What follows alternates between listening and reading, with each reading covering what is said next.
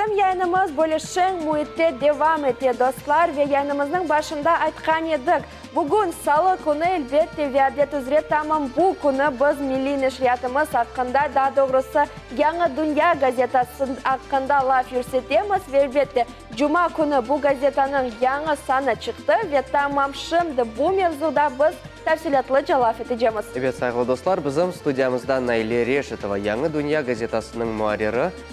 Selamünaleyküm. Hoş hayır. Stüdyamızga. Sağ olunuz. Nasılsın? Keyfin nasıl? Keyfim yaxşı. Mına bu haftasında, bu yılda sonki çıkışım sizin telekanalınızda. Ve elbette bu çıkış bu gazetanın nüshası hakkında aytmağa istegen edim. Evet, Cuma günü Yangi Dünya gazetasının yangi sanı çıktı. Aboneciler neni görecekler yangi sanda? Aboneciler birçok meraklı ve aktual haberlerini, makalelerini görecekler. Birinciden neni aytmağa isteyim. Aslında bizim abone kampaniyamız bitmekte endi yazılmağa istegen insanlar endi yanvar ayında yazılabilirler. Demek yanvarın başında yazılsalar fevral ayında endi gazetamızı alabilecekler. Ve abone indeksimizni hatırlatmağa isteyim 64 561 bizim gazetamızın abone indeksi. Ve elbette başka bir şeyini, yani makalerge geçsek, birinci sayfada biz neni göremiz ki Ankara'da Kırım Tatar medeniyeti günleri olup geçti yakında ve tamam anda bizim ansamblimiz, efsanevi ansambl Haytarma anda iştirak etken edi, yırlarını ve oyunlarını takdim etken edi. Aslında bu günler hakkında çok aytmağa mümkün çünkü anda böyle bir konferansiya bir şekilde merasim ötkerildi ve anda insanlar Kırım Tatarlar yani anda yaşayan Kırım Tatarlar ile karşılaştı ve böyle dertleşti de aytmağa mümkün yani sohbet etti ve öz fikirlerini paylaştı birbirlerine. Ve birbirlerini görmege pek memnunlar idi. Çünkü ben onların tesiratlarını soradım. Gerçekten de ayrıca kaldılar yani bizim vatandaşlarımız ve o gide aslında daha çok böyle Kırım Tatar medeniyeti günleri ötkerilmege isterler. Her yıl böyle bir merasimler olacak kısmet olsa Türkiye'de. Aslında doğru tek Haytarma ansamblı değil de Kırım'dan birçok adam Türkiye'ni ziyaret etti ve gerçekten de meraklı konferansiyalar olup geçkendi. Bizim jurnalistlerimiz de anda bargan ediler, anda iştirak etken ediler. Elmira Hanım da bizde bulundu, unuttuk soramağı. Evet, Haytarma ansamblının reberi Elmira Hanım Nalbantova. İşte aslında Haytarma'nın konserti, Esabat konserti yakında ötkerildi. Bunun hakkında ben biraz sonra söz edeceğim. Endi bu birinci sayfada kısa haberlerini görebiliriz. Misal için Ahmetjit'te Ahmetхан Sultan'ın heykeli olacak mı yok mu degen böyle bir kichkine sual vardır. Çünkü 2020 senesi Ahmetхан Sultan'ın 100 yıllığı şerefine bağışlanған böyle birçok tedbirler aslında hazırlık göre ve böyle heykel hakkında da düşünüyorlar men bilsem ve şunu da. Neticesi olacak mı, olmayacak mı? İşte bu Eğer olsa hayırda yerleştirilecek. Şehrin merkezinde mi bilesem? Men bilsem evet, şehrin Ahmetjit'in merkezinde yerleşmege gerek. Devam edemiz evet. İkinci sayfada mında Goskomnaz haberleri, muftiyat haberlerini görebiliriz ve böyle kısa haberler. Misal için 2019 senesi 2019 senesi su yeterli olacak mı? Yani böyle aktual bir mevzu. Yani bu yılga kadar suyumuz yeterli ama gelecek yılga işte böyle bir sual koyuldu. Endi mında böyle muftiyat haberlerini söz sürsetsek, Kırım muftiyatı bütün Rusya Kadınlar Forumunda iştirak etti. Dekabr 17. günü Ufa şehrinde bütün Rusya Kadınlar Forumu olup geçti ve anda bizim Kırım'dan vatandaşlarımız iştirak etti. Misal için Zeynep Bayırova böyle ilahiyatçı ve psikolog anda böyle rehberlik yaptı bu grupasında. Ве Невбетеки сәйфеге keçсек, Қырым далғасында деген бір мақалеміз шыққан еді, Қырым татар радиосы тарихындан. Яғни сүргінліктен әвел Қырымда насыл радио чалып башлады, бұның ақында Сервер Аға Бекиров yazған еді. Чүнки озанда чалышқан еді, ве бұйық бір мақалені чықарды, яғни команда чалышқан еді. Насыл бір біздің ержілеріміз, артистлеріміз анда иштирак еткен еділер. Мен білесем, бұл мақаленің ең мерақлы қысымы шында ки, асында әвелден патефонлар, яғни музыканың қайт етмеге қиын еді, ве олар мұна радиода біздің милли музыкамызны көстермек үшін жанлы оларақ чала еділер, ерла еділер, ве керчектенде тарихқа далған бір мақаледір.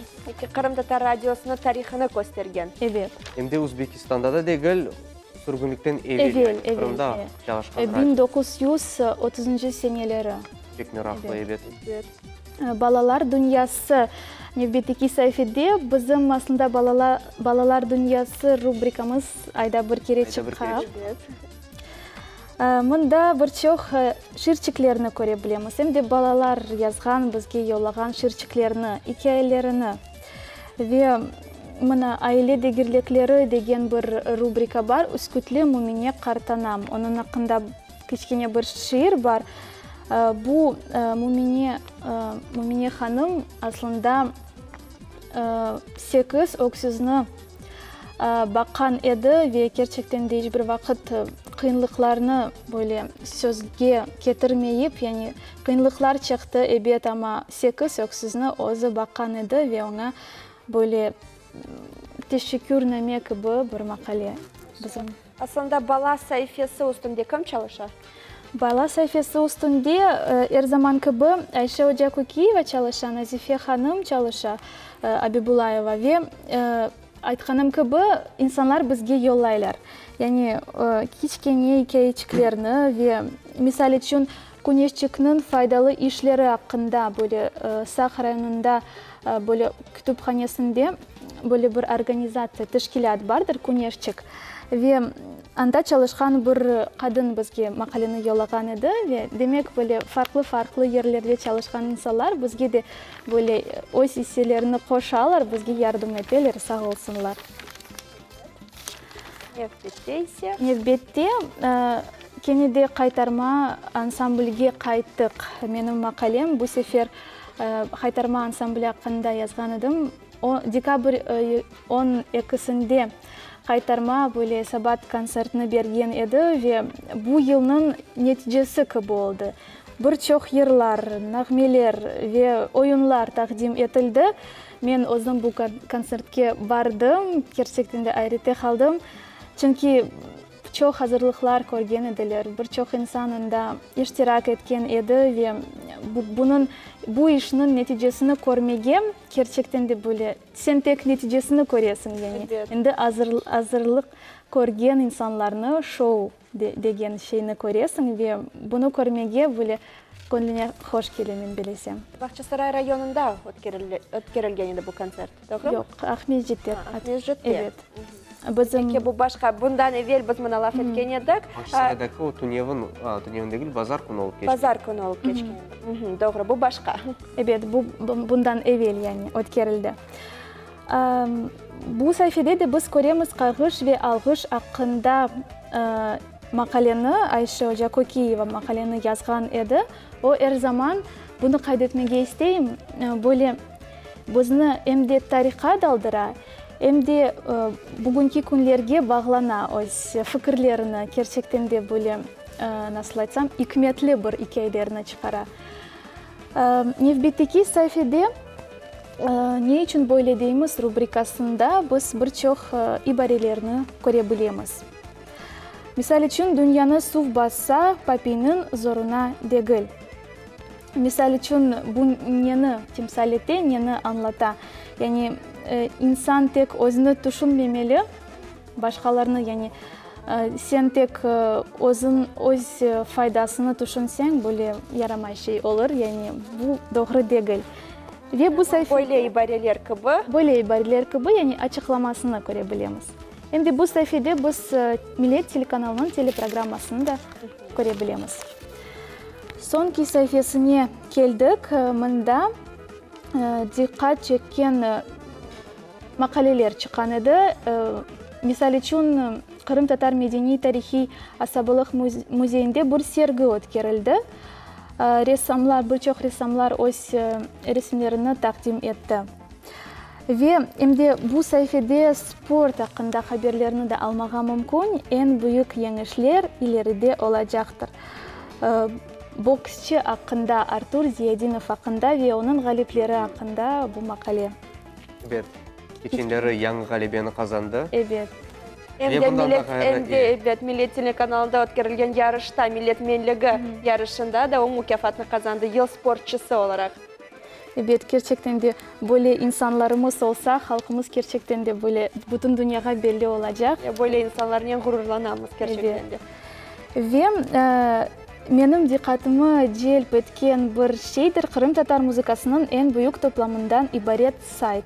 Бұл сайтның ады Қырым.онлайн. Бұл сайтта біздің нағмелеріміз, сыйырларымыз, қайтармаларымыз топланған ве бұндан дағары клипларымыз да топланған. Демек, құланыжы әрбір ватандашымыз анда кіре біле ве сербез бір шекілде бұл сайтта біздің милли ерларымызны, милли дегілде мұна земаневиде ерларымызны дынлее біле. Мен білесем пек файдалы бір сайттыр. Әрбір ватандашымыз үшін файдалы ве кереклі. Мұна бойле, әбет.